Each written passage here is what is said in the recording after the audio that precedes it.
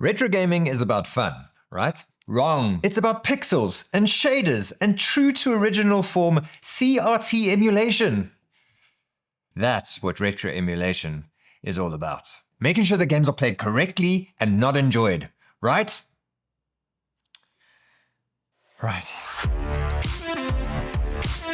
This RG477M poses a big question to retro emulation nerds. How far are you willing to go to emulate how our games looked when we played them in the olden days? I mean, I remember it looking like this. But it's much like remembering recording radio to cassette and then hearing my first CD. On the one hand, I think we are splitting hairs of something we remember to be far better than it actually was.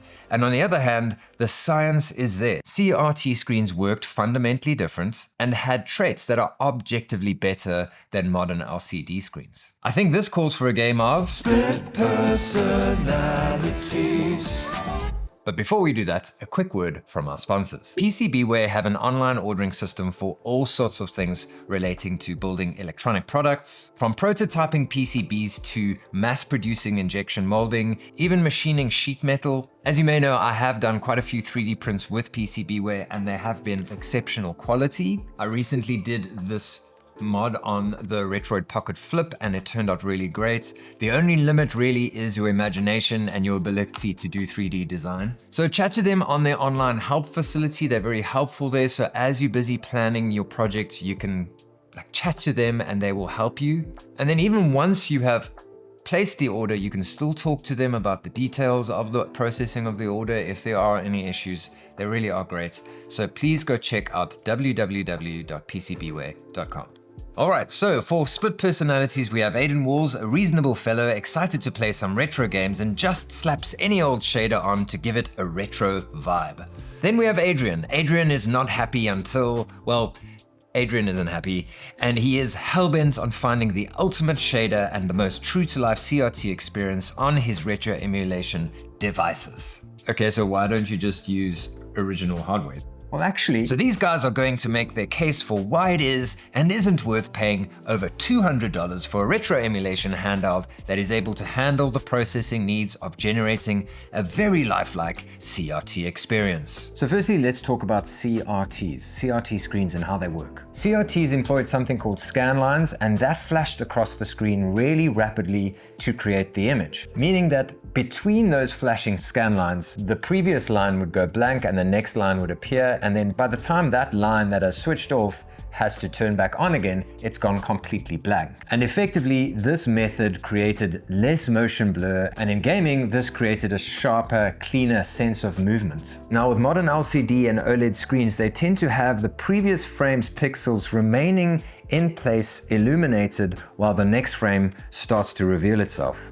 It's a method called sample and hold. However, this can cause significant motion blur on poor quality LCD panels. The Anbernic 477, however, has a 120 Hz panel, so we can now use something called black frame insertion, which inserts a black frame on every second frame. So now we still have 60 frames of image, 60 image frames plus 60 black frames equals 120 Hz screen. Effectively removing that sample and hold system that LCD screens use, which in turn improves motion blur in gaming and makes our retro games seem more crisp. Okay, well, I have enabled BFI on my RG477M and I've been using it all week and I'm really struggling to see the difference. I mean, there is a difference and it does look nice thanks to Anbernic's Dimensity 8300 chipset. And that processor does allow me to use the higher end shaders like CRT Geom Deluxe, CRT Matthias, which are really hard to use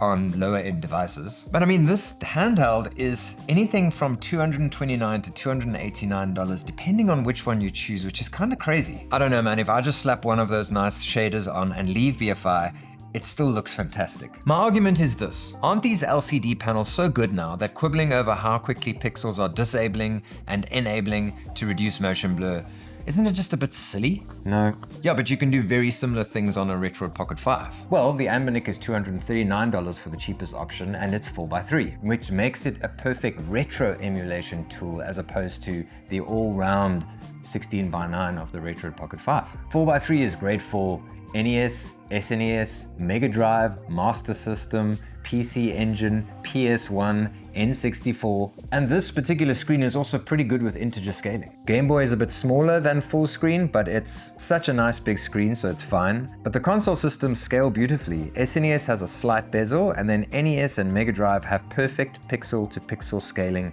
to the edge. Okay, so if someone chooses the 8GB version, which is a little bit cheaper, what we have here is a retro emulation nerd's wet dream. That's what you're saying. Pretty much. Split personalities.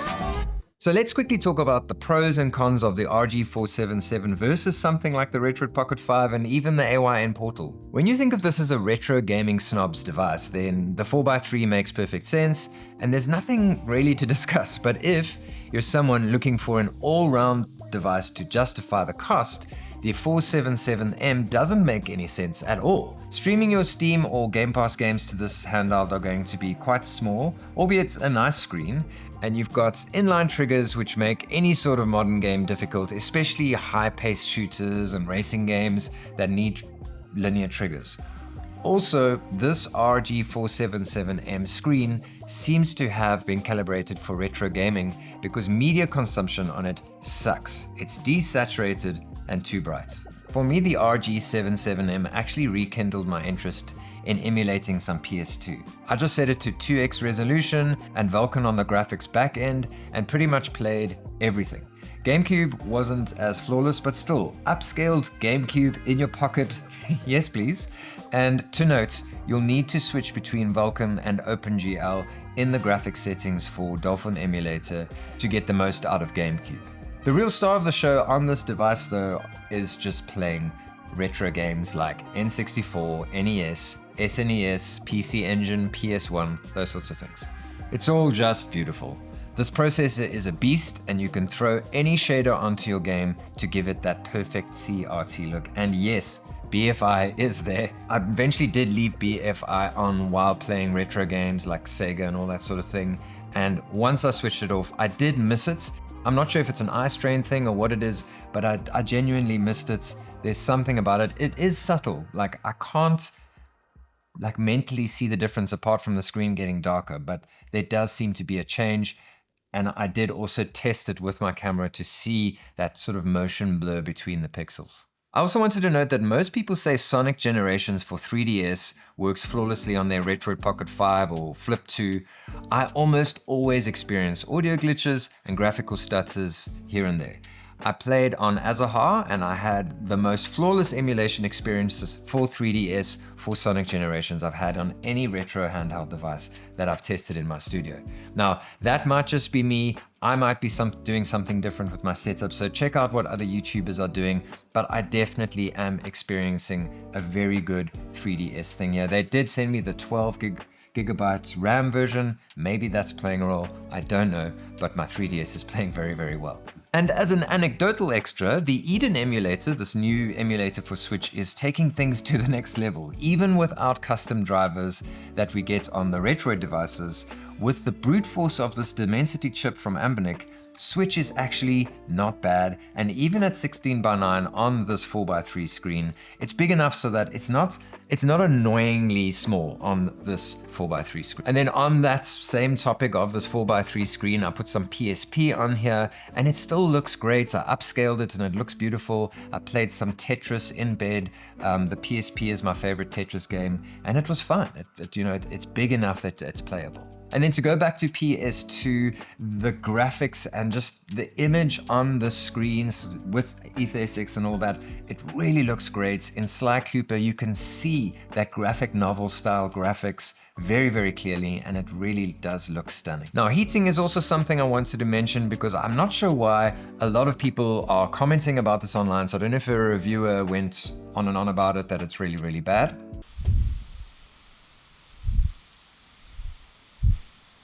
It's loud. The heating discussion might also just be about the fan, and the fan is just like a mixed bag at this point because sometimes how I've done it is I just put it on auto, and for most of my use of it, it was fine. It just mostly would just stay off, especially if I was doing 16-bit gaming like Sega Mega Drive. But then, especially like now, sitting at the desk doing this video, the fan has just been going haywire.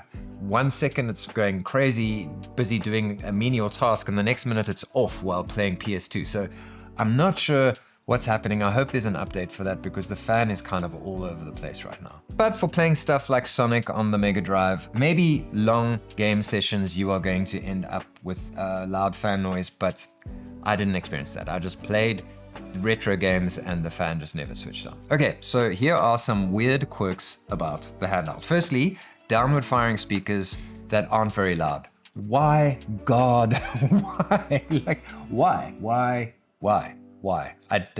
Like, the speakers aren't very good, they're downward firing, and they're soft. Like, I'm constantly just turning it up maximum volume. It's just ridiculous. So weight is interesting because it feels heavy, and it is, but I think it's more about the weight distribution. Now, the Odin 2 Mini, I weighed that, and it's not much lighter. The RG477M is not much heavier than the Odin 2 Mini, but the Odin 2 Mini feels lighter. And I think it has more to do with the weight distribution of the Handheld. Having to curl your fingers over here and then stretch your thumbs over here to get an ergonomic thing, and then also these joysticks. It's almost forcing you to get used to having something heavy in your fingers.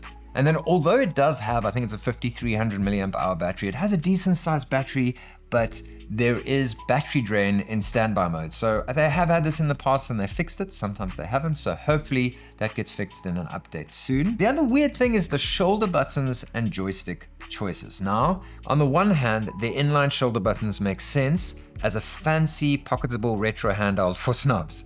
But when we have high profile joysticks for precision control, so what are we going for here? Inline, snobby, retro gaming, shoulder buttons, or high precision modern gaming joysticks? In short, they should have recessed these joysticks like the RG slide. That would have been the way forward for this. And on that note, these shoulders suck in terms of their clickiness. I mean, just what even is going on here? It's just madness, and I'm gonna try dampen them. We'll see what happens. And then we also have one of the best rubber membrane D-pad action button combos like in the business. These buttons are lovely, along with those poorly chosen but highly functional sticky outy joysticks. It does have video out, but I'm noticing that they haven't worked on tweaking it yet. So at the moment, it's just a 4x3 block in my external goggles. And I know a lot of the other Android devices have all the like external monitor settings, so they probably just haven't done that yet. Can't bank on that though. Crotch time. Actually not bad. Not bad at all. Shake test.